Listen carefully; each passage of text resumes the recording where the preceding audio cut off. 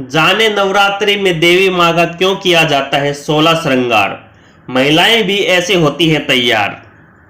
शारदीय नवरात्रि का त्योहार मां शक्ति के भक्तों के लिए विशेष महत्व रखता है।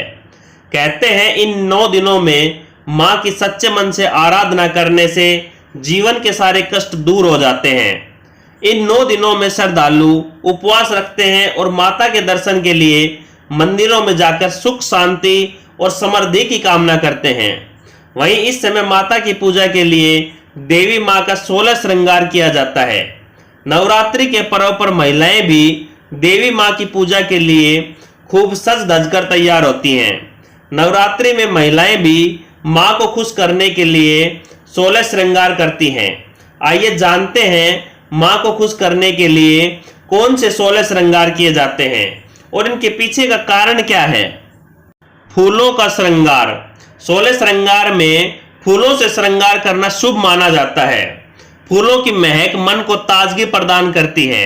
ऐसे में महिलाएं मां को भी फूलों से सजाती हैं और खुद भी फूलों का श्रृंगार करती हैं।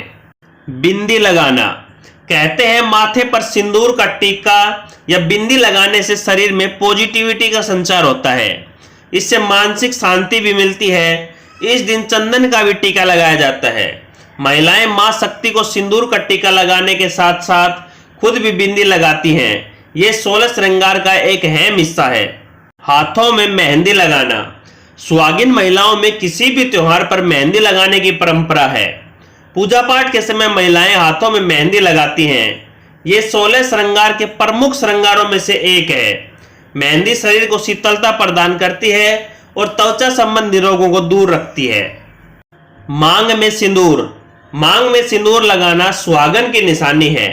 वहीं सिंदूर लगाने से चेहरे पर निखार आता है। इसके अपने वैज्ञानिक फायदे भी होते हैं।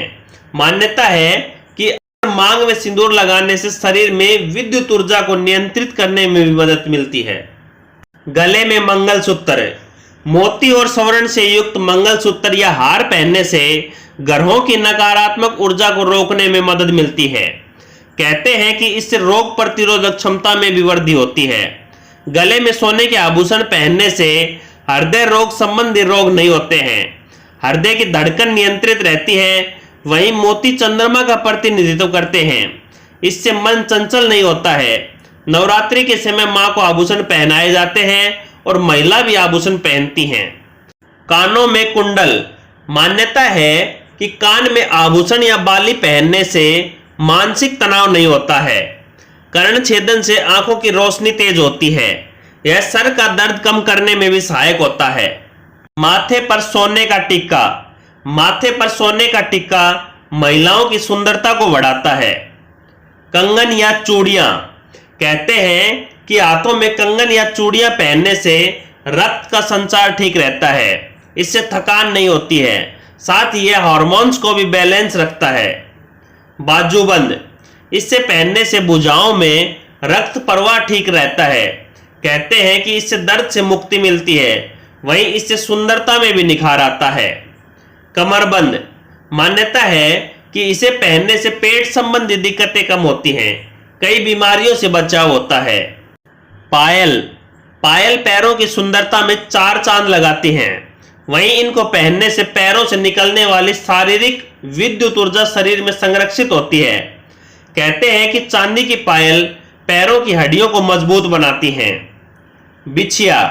बिछिया को सुहाग की एक प्रमुख निशानी के तौर पर माना जाता है, लेकिन इसका प्रयोग पैरों की सुंदरता तक ही सीमित नहीं होता है।